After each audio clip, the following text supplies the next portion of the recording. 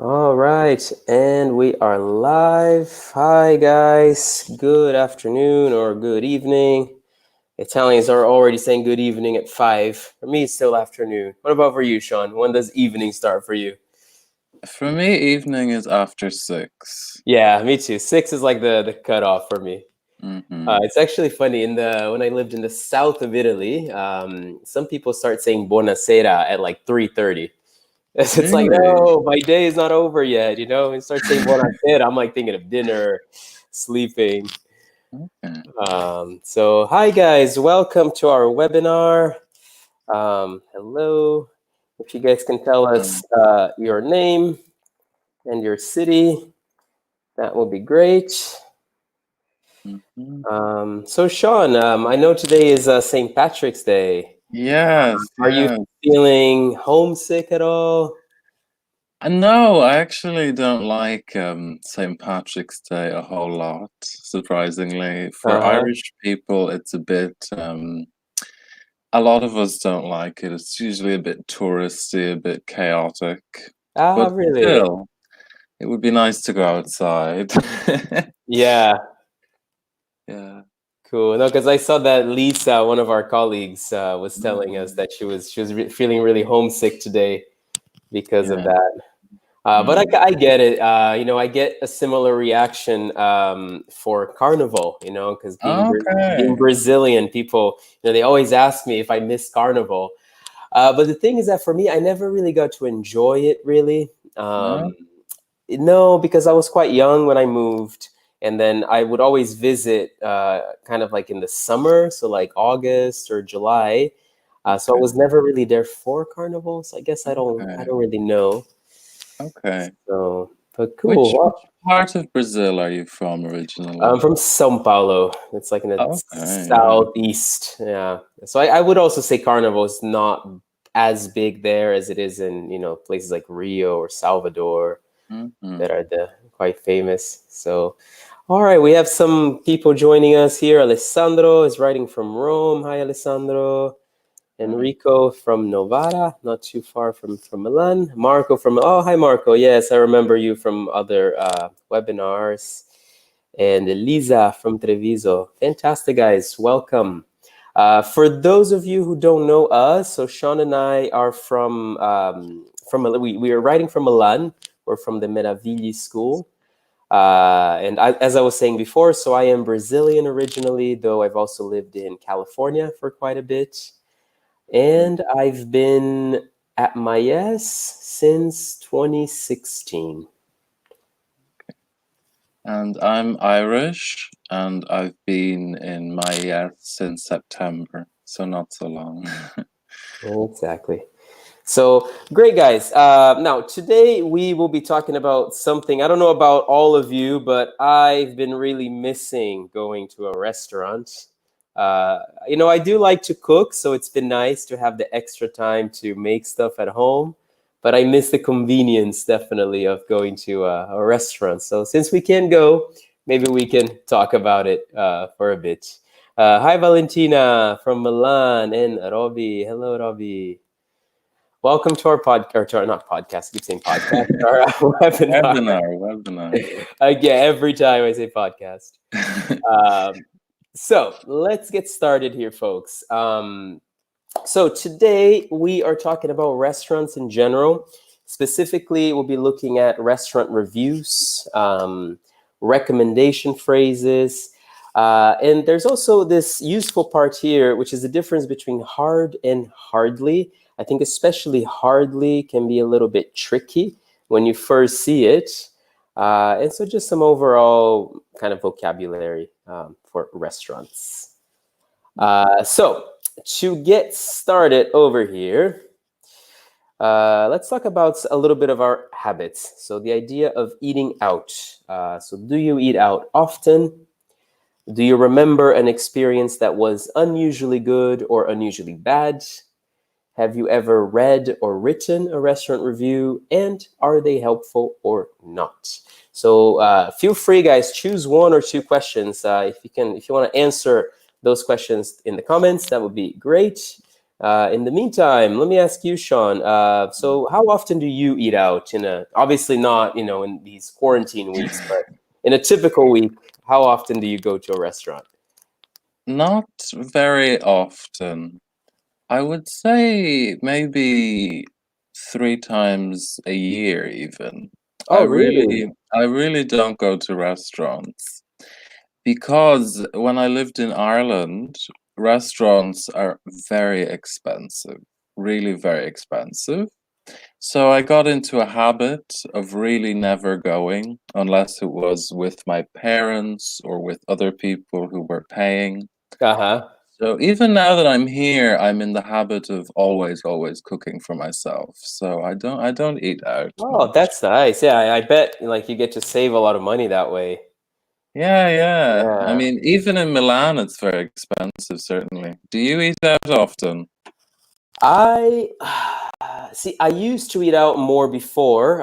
So my previous job, I had those meal vouchers, which I don't know what it's called in French or in Spanish. I know some people might be joining us from those places, but I know in Italy it's the buoni pasti.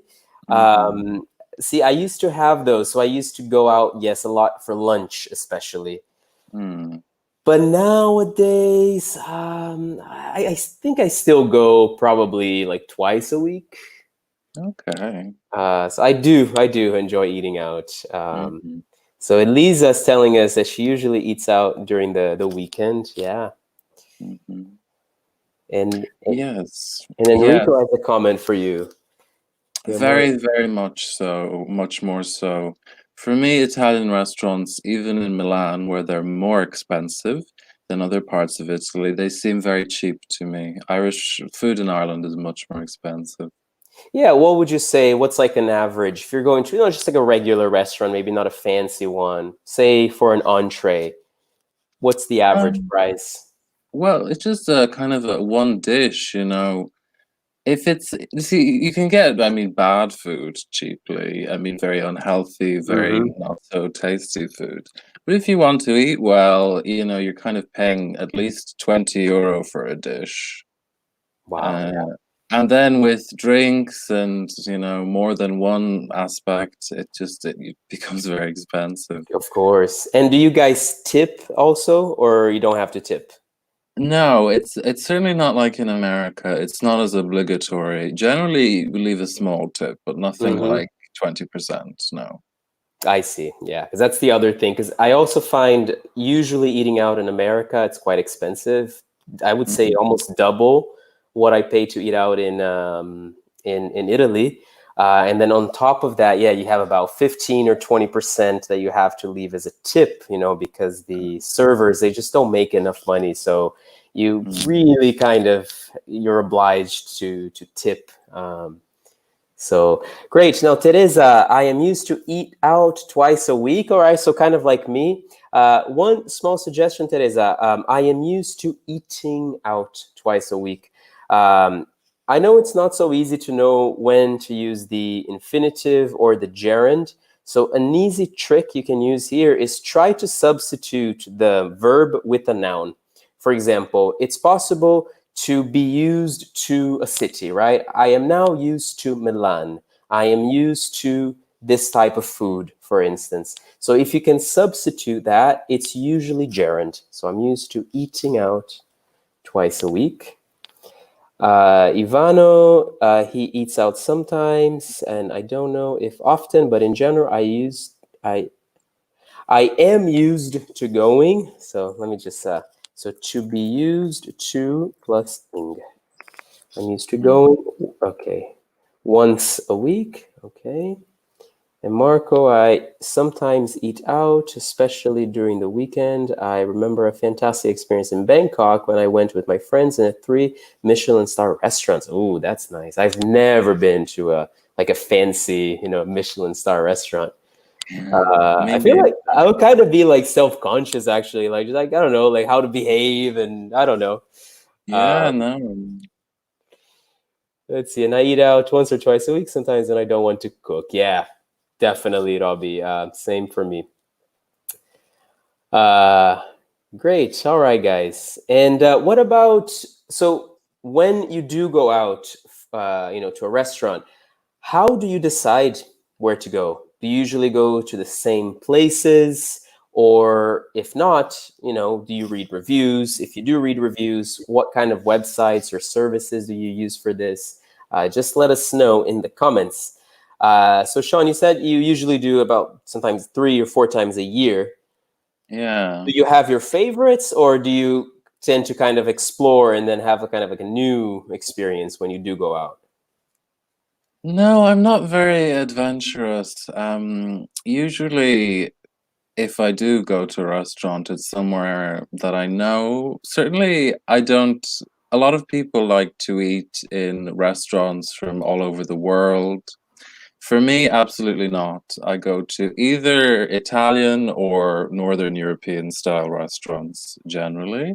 Uh-huh. I'm not very adventurous. I don't, it's just not my personality. I like to eat what I'm familiar with. What Cool. about you? I would say I'm also not super adventurous when it comes to, if I find a dish that I really like, I like Mm, order that until I'm sick of it, basically. But I do like the variety. So, see, one thing that I can't do is eat like Italian food every day, in the week. really? I kind of have to like mix it up a little bit, get like different flavors. But if I do go to a restaurant, I have my favorite, and that's gonna be it. I'm not Mm, gonna try something new usually. Robbie, she likes changing restaurants. I have my favorite ones, but in general, I prefer to change. Great. And in general, I'm used to going to the same place. But if I want to try a new place, restaurant, or pub, I read before reviews. All right. And Enrico saying that I choose some new restaurants every time because I like the change. Great, Ivano, nice correction. And I have my favorite, but I like to change as well. Good. And what services do you guys use? Me, for example, I usually use Google Maps. mm, I feel like it gives me a nice, not only can I read the reviews, but I also get to see the pictures of the dishes. Because mm. if you look at the official pictures, it's sometimes not really what you get. Yeah. Uh, and the fork is fantastic, Marco. Yes, you get lots of discounts. Do you know about the fork, Sean? No, is it a website? Oh, it's really nice. Yeah. It's like an app. I believe it is. Yeah, it's a TripAdvisor app. Mm. And they give you lots of discounts if you book tables. Sometimes you even get like 50% off on the Oh, wow. bill. So it can be like a really cheap way to try new places. Mm, Definitely. Though, Marco, I don't know if your experience is the same, but I found that the reviews on the fork, they tend to be better than the reviews that I find, for example, on Google Maps. So I mm, don't trust the fork as much. It's nice to get discounts, but I find, nice word here, Vano, reliable is a good one. I find Google Maps usually more reliable, or TripAdvisor mm, directly. mm, And I read restaurant reviews very often, but if there's a queue outside, I'm sure it's a good one. Yeah, that's a good sign. It's usually a good mm. sign. So, all right, guys, just so keep letting us know if there's anything you would like to add to this. In the meantime, we have another question for you. So, what qualities do you look for in a great restaurant? So, for example, one thing that I always look at is the price. Mm. I can't afford to, in English, you would say to splash out. To splash out is to spend without worrying, so spend a lot of money. I definitely don't splash out when I go out unless it's a very special occasion. So I look at the price. That's one thing. Um, what about you guys? And I think a crowded place is the best review. Yeah, that's definitely true. Yeah, unless I guess if it's like maybe a touristy area, I feel like it's less reliable. Mm. A real pet peeve for me in a restaurant, even if the food is really good, if it's so crowded that you can't hear the person you're with, you can't talk to each other, For me, I can't be there. I don't like it at all. Yeah, if it's too crowded, you can't talk. So yeah, that Mm, also we can say when the ambiance, when it's a little bit yeah. too loud, yeah, the atmosphere. Um, so Andrea, good guess here. You said like cleanness, and it should be cleanness. It would make perfect sense, but English Yeah. doesn't always make too much sense. We actually say cleanliness. Mm. So different spelling, and also the pronunciation is a bit off because we don't say clean, but Mm. cleanliness. Uh, I don't spend. I don't like to spend in restaurants. Yeah. Um, a good location, Elisa. Really nice. Food quality, service, and location. Great. Robbie, reading your comment, one funny expression that I obviously this is not advised, but you say I don't like to spend. You know, it gives me the idea of not spending at all. In English, we say dine and dash is an Oh, expression. So, do you want to explain to them, Sean, what dine and dash means? well, I think to dash is to run away quickly. So to dine and dash, to eat, and then to leave without paying your bill. Exactly. So that's if you were to escape without paying your bill.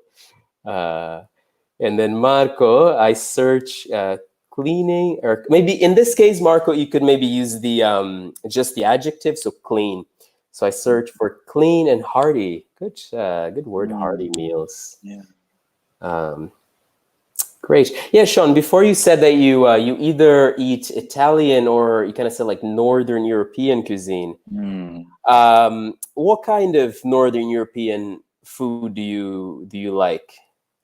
Well, sort of Irish food. I ate a lot of, obviously, a lot of Irish food growing up, which is, Hmm. yeah, it's actually very hearty because, of course, it's that much colder that we eat a lot of stew, a lot of potatoes, a lot of very hot food, a lot of meat, a lot more meat than even Italians would eat, and generally very little fish or vegetables ever.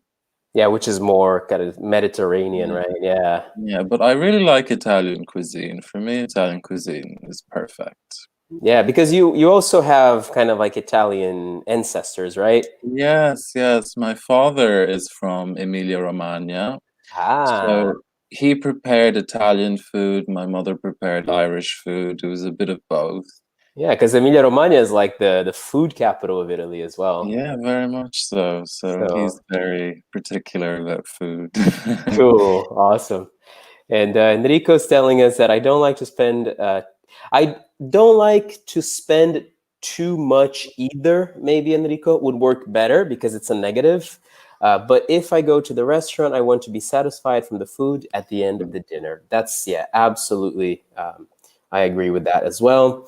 Great food, yeah.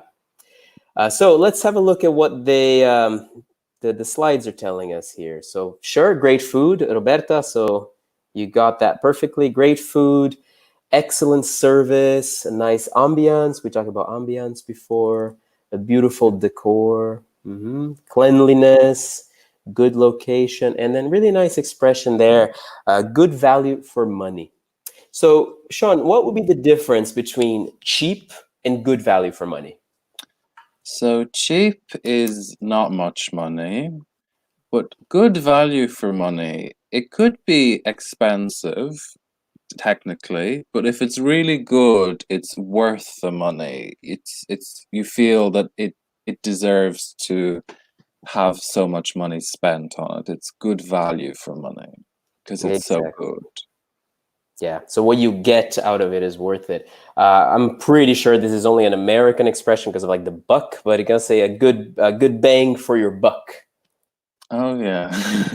Because a No, buck I means wouldn't a say that. dollar. A good bang for your buck or good value for money. It's something. Do you have like any other expressions like that used in Irish? I can't think of one offhand.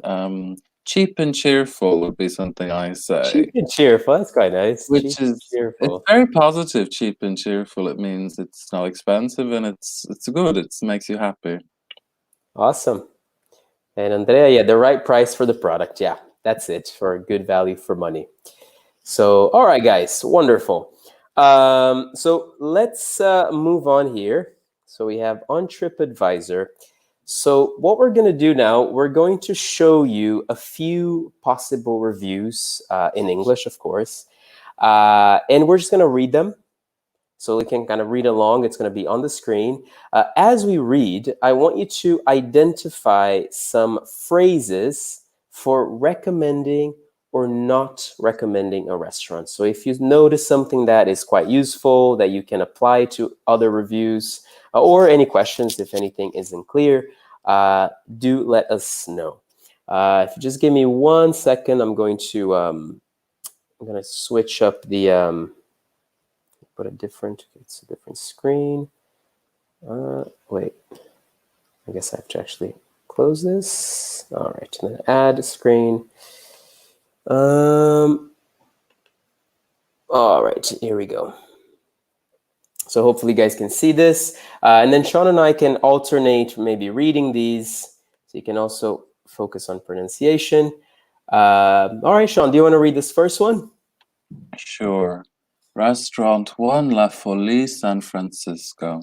Fabulous food, but ask for the front room. When you arrive, you walk into a cramped bar area hardly big enough to stand in, and the place smells a little like Grandma's house. But looking around, the front dining room is as elegant and beautiful as it appears in pictures.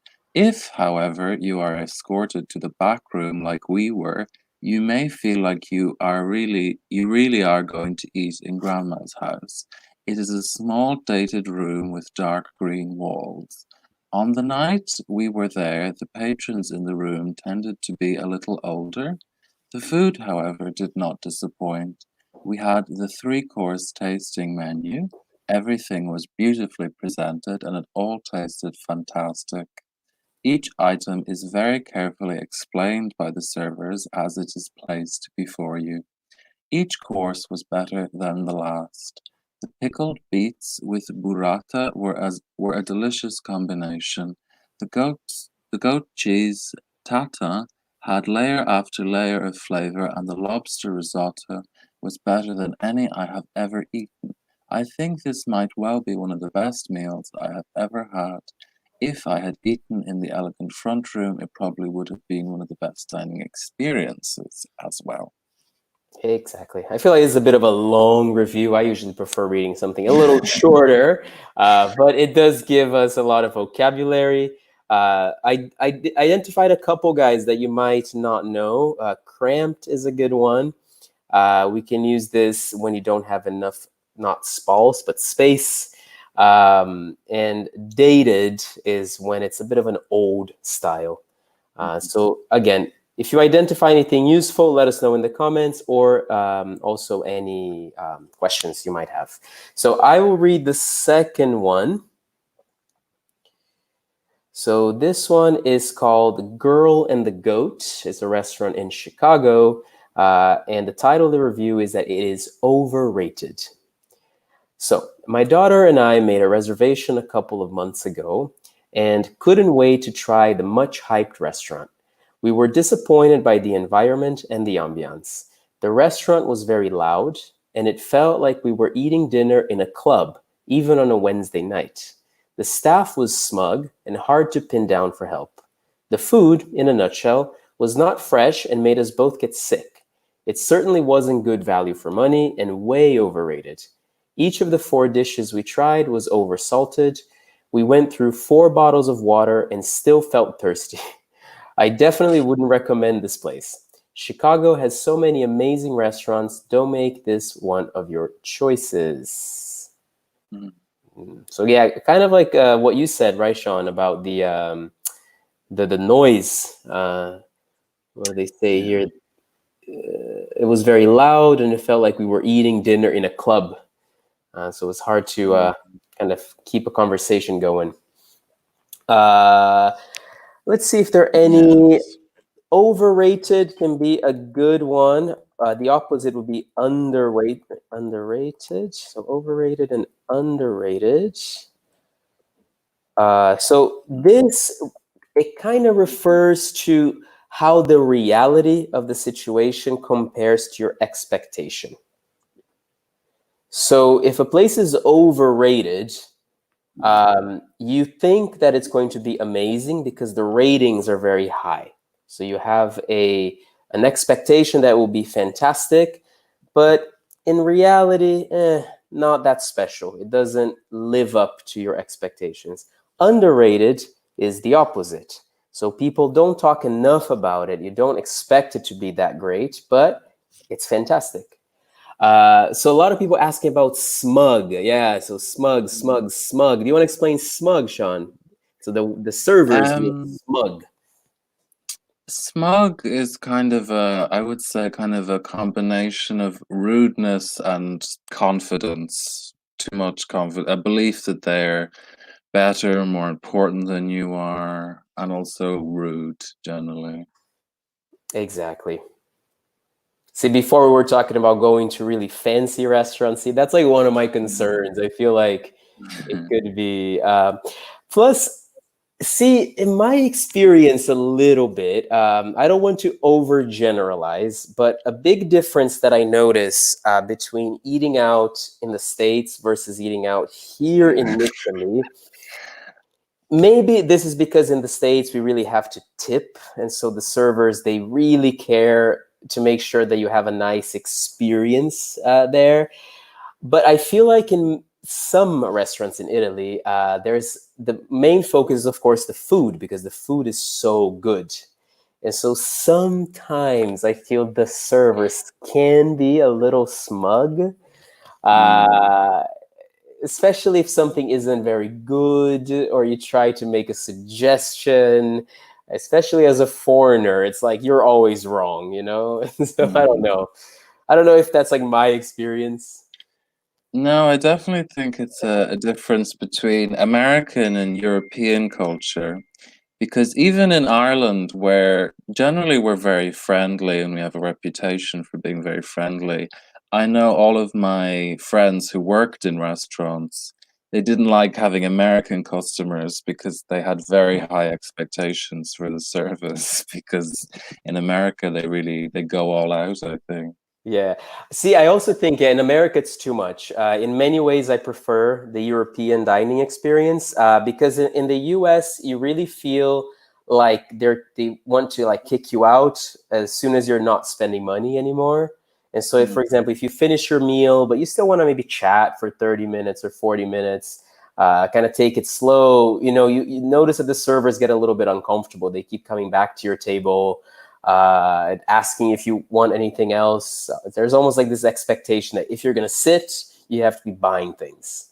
So I do appreciate how here you can just kind of sit and have like a long session, which mm, is nice. Ivano is asking us the meaning of to live up to the hype. Now, so the hype is when there is a lot of excitement about something.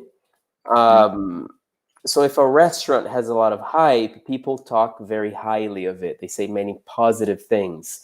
So if something doesn't live up to the hype, so this is the hype, this is your expectation, and it doesn't quite live up to that hype. So it doesn't meet your expectations. So it's kind of like saying overrated in some ways, to live up to the hype. mm, mm. Um, Great. Let me see if there's anything else here. So smug. In a nutshell is a nice expression. In a nutshell is like in a few words. Ta-ta-ta. Okay. All right. Yeah, this really doesn't like oversalted 4 bottles of water. Still felt thirsty. That's a terrible review. Very bad Okay. taste. Wonderful, guys. So let me just get the slides again because I accidentally closed it. So I just have to load it up. Just give me 1 second. Let us know if there are any questions in the meantime. All right, here we go. All right, so I'm going to close this and I'm going to reopen the slides. Certainly for smugness, in my experience, being in Paris was something else completely, where the French are just customers, which was very alien to me. I was really shocked by it. Really? Mm. I had a friend and he wanted a steak and he asked for it to be well done. And the waiter said, "No, we won't do that. You have to eat it rare or leave." It Oh was my really gosh, bizarre. really? Yeah, they just said, "No, it's a waste of good meat. You have to leave." Oh wow. They're like kind of forcing their ways. I know, yeah, in some cultures, they kind of refuse to kind of change and adapt. I hear that in Japan, it's very much like that as well, that it's really difficult to make changes to a dish. Mm, I definitely don't think there's a lot of smugness. In fact, I hear Japanese customer service is incredible. But it's just more of the concept of changing something. You just don't do that. So that's mm. hi Alberto, welcome to our webinar. So a few comments that we saw in the reviews, guys, just to make sure we get all of them. So some positive comments. So something that does not disappoint. It's better than any that I've ever had. One of the best. Something that lives up to the hype, which Ivano asked us about. More than worth it. I was pleasantly surprised. So these are all ways to refer to a positive experience in a restaurant. Sean, do you want to read us the negative expressions? Sure. So, not good value for money, wouldn't recommend, overrated, not give it a second thought, the same as everything else, and a waste of time or money. Exactly. So if everything is clear here, guys, we're just gonna move on. We have a few more expressions. We're not gonna spend maybe too much time here, so we can also give you some time to use these. But it could be. Let us know if there are any that you don't know. So we have the expression a hidden gem. You can refer to a place as pokey, little known, something that pales in comparison, highlight of the menu, something that is not all it's cracked up to be, overpriced, worth a try, and to die for. So as you think about these, Sean and I will alternate reading them and just kind of explaining to you what they mean, and then we'll put them on the appropriate column on the table. So I can start with the first one. So a hidden gem. Now a gem is a precious stone. So if I say something is a hidden gem, is something that is excellent, but not a lot of people know about it. If you're traveling, for example, the locals usually know all the hidden gems of a city. Um, do you know any hidden gems in Milan, Sean? Restaurant or also other places that are not necessarily restaurants? Um, Not a restaurant, but I know that the botanical gardens in the Brera are very hidden away and I think really very beautiful. Yeah, I've never even heard of the Botanical Gardens. So Yeah, that's the thing. cool. They're really hidden away, but Because you it's a hear so much about the Pinacoteca, but yeah, it's a very small garden hidden in a kind of residential corner, so you really uh, have to try and find it. that is one actually a big difference between Milan and other Italian cities. Is that in Milan there's a lot of hidden beauty. I think Mm, courtyards are beautiful here, but if you're not paying attention, you just walk by and you see these big walls. You don't get the kind of like when you're walking around like Florence or Rome, where beauty is so evident and everywhere. Milan, I feel like a lot of like hidden places. Yeah.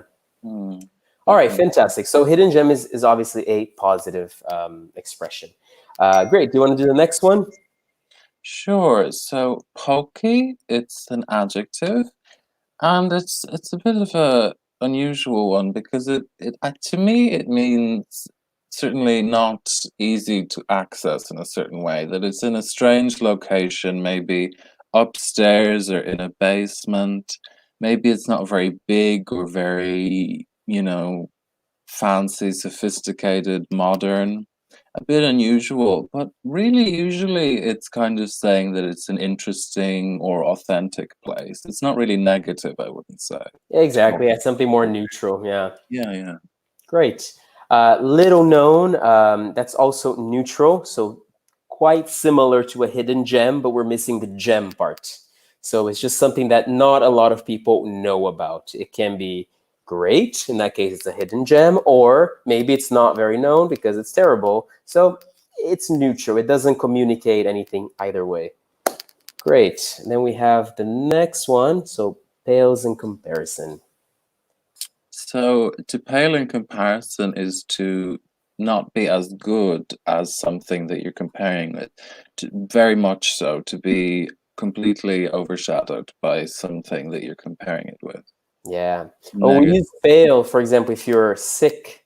Mm, Sometimes, if you're very white, you say that, oh, you're pale, or if you're scared of something. So if you compare to something else, you say it's pale, like it doesn't have all the colors that something else has. So it pales in comparison. See, I would say that eating Italian food in the US pales in comparison to eating Italian food in Italy. It's quite mm. different.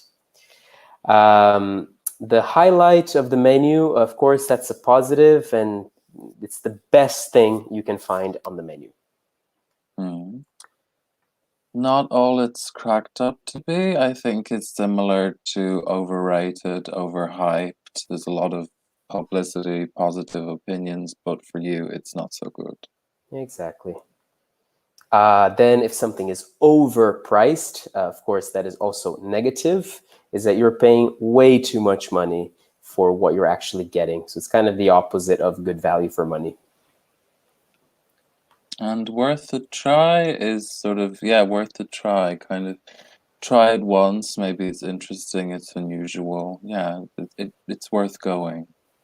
Exactly. And then to die for, that is something very positive. It's so good that it's worth dying, uh, you know, to to have it. So, guys, can you maybe use one of these expressions in context? So, for instance, here in Milan, I would say that there's a place called Fuorimano, and I think Fuorimano is a hidden gem, as the name suggests, even. It's a Oh, little place in the neighborhood of Greco, which is very residential. It's a bit yeah. kind of like the north of Milan, and Mm, they have like a really nice space. They serve like an excellent brunch on weekends. oh. So I would say that that one is a hidden gem that many people don't know about. Mm, So let us know, guys, your example. So try to use one of these expressions. mhm.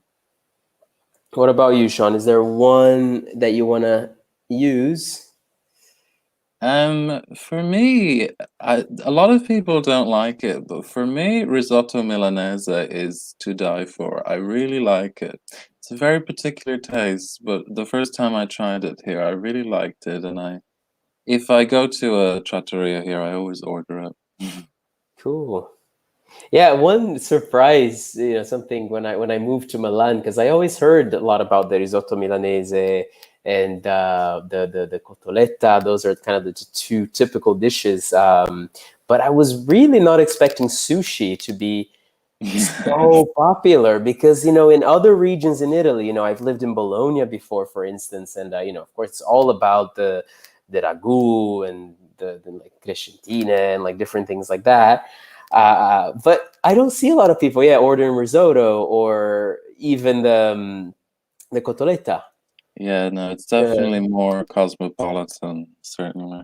yeah, Sushi is very good. I've tried it once.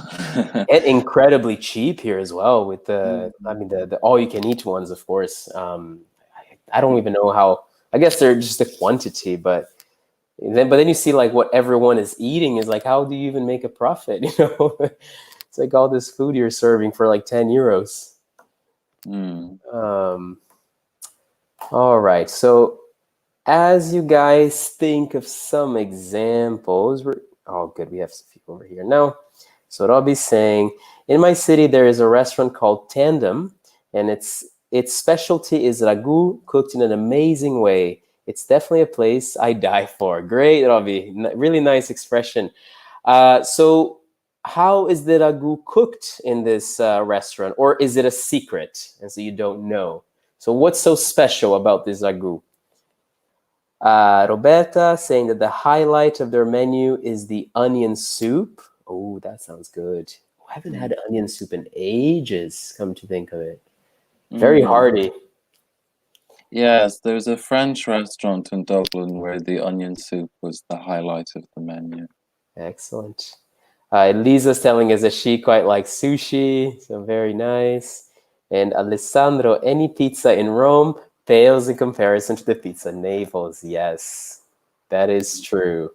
You know, Alessandro, the first time I went to Naples, this is several years ago, uh, at the hostel where I was staying, I was recommended to go to Da Michele, which I think it's kind of the they say it's the first one, but I know there's some debate on which one is the first one. Anyway, you know, I show up there and I ended up waiting, I think, like 4 hours to, you know, they just give you numbers and you just kind of have to wait outside. I mean, you can go for a walk and come back if you want to, but it took me about 4 hours. So by the end of it, I was like, this better be not only the I Yeah. mean, not only the best pizza of my life, but beyond that.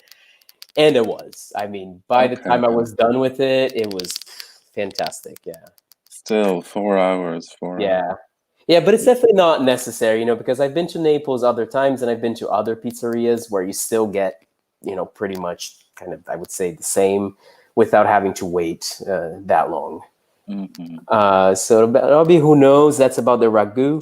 I guess in the old way, putting onions, tomatoes, meat, and cooked for 7, 8 hours. Yeah, that is like a big secret for making food super tasty is slow cooking it. Yeah. Mm. Yeah. In fact, one thing I really want to buy is a crock pot or a slow cooker. Mm. Yeah, this is a Um, big new trend. yeah, because you can kind of put things inside and just go to work and it just cooks, you know, by itself. And apparently it's like very, very tasty because you get all the flavors, it cooks slowly. As soon as I know that Michele has opened a pizzeria also in the center of Rome. Ah, that's nice to know. Yeah, I know in Milan, Sorbillo is also big Neapolitan pizzeria. They have, I think, two locations now. Mm. All right, well, great, guys. Keep the comments coming. The last thing that we want to talk to you guys about is the difference between these two words that we also saw in the reviews, hard and hardly. So let's just explain this. So hard is can be an adjective or an adverb. Okay, so if we're using hard as an adjective, it can mean difficult or like stiff. Like you can talk about like material that is hard, right? So not soft. So that's the first use of it, the adjective hard. But I can also use it as an adverb. For example, to work hard, and that's intensely. So work hard. Okay, so those are the two meanings of hard. And then hardly, this one is a little trickier. You have to think of it as meaning like almost zero of something. Yeah. So we don't use it in the negative. For example, I can tell you, uh, let's say when I moved to Milan, I knew almost no one. So in this case, I'm using a negative, right? I knew almost no one. Or if I don't want to use the negative form, I can say, when I moved to Milan, I hardly knew anyone. So we can use this for all sorts of contexts. So I hardly knew anyone, anything, anywhere. So we're going to use it in different ways. So here we have some exercises so we can try using hard or hardly. So you guys can think about it, and then Sean and I will answer them. So do you want to do the first one?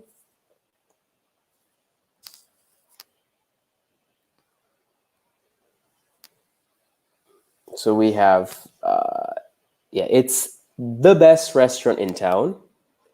It's overrated. So it's not the best restaurant in town. Mm. So which one would you use here, Sean, to in this gap? I think it has to be, it's hardly the best restaurant in town. Exactly. So see, it's almost, see, like zero doesn't always work, but it's like almost none at all. So it's almost not the best restaurant in town at all. As Roberta also has here, it's hardly the best restaurant in town. It's overrated. Fantastic. Okay. Really good example of hardly.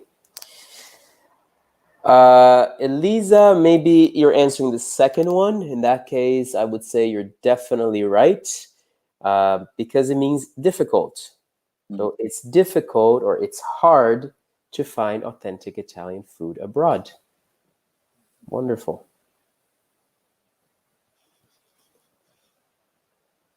So the third one. So I ever eat meat, so I'm happy to have a tofu option. So what about this one?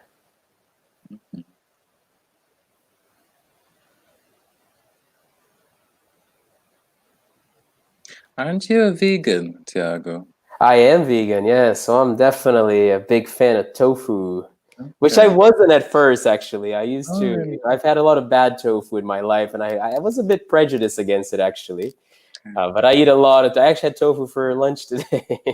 Okay, good. So I hardly ever eat meat. Really good, guys. Yes, great, great, great. Fantastic.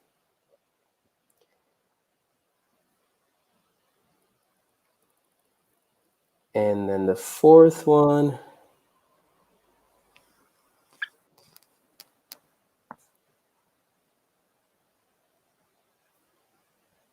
Ivano, hard. So now hard again, it means difficult or tough, like rigid, stiff.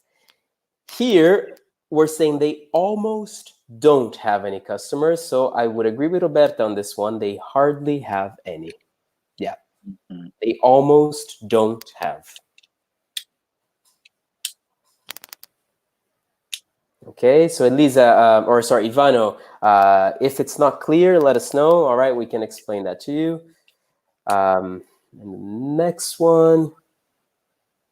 So 1, 2, 3, the fifth one. Now here, I would actually say hard because it's difficult. So I find it difficult to tolerate bad service. Or you could say, though, Ivano, for that one, you can say, I hardly tolerate bad service. Then it works. See, I almost never tolerate it. I mean, you have to think about, is it an adverb or an adjective that they need? Sure. Yeah, because hardly is always an adverb. Yeah, fantastic, guys. Ivano, great. And the last one.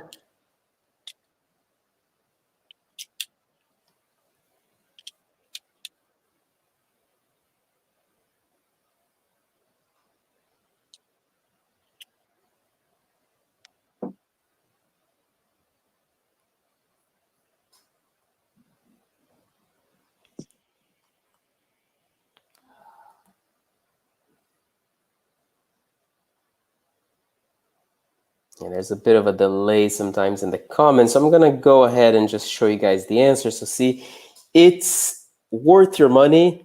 You can do better at home, right? So it's not worth your money. It's almost not worth your money at all because you can do better at home. So I would say, yeah, the last one, Ivano, fantastic. It's hardly worth your money. All right, so nicely done, guys. Hope that this is clear now, hard and hardly. Because, yeah, you definitely find it. Hardly is a pretty common word that you see. So that's it, guys. One thing I would recommend is whenever you're reading reviews from now on, try to read it in English. If you have your phone in English, I know that automatically, as soon as you open the reviews on Google Maps, for instance, it will come in the language that your phone is. So even if it has been written in Italian originally, Google will usually translate it for you. So it can be a way to read them, or you can also, if you're using TripAdvisor, you can sort it by language. So try to get a little practice by reading them, get some of that exposure.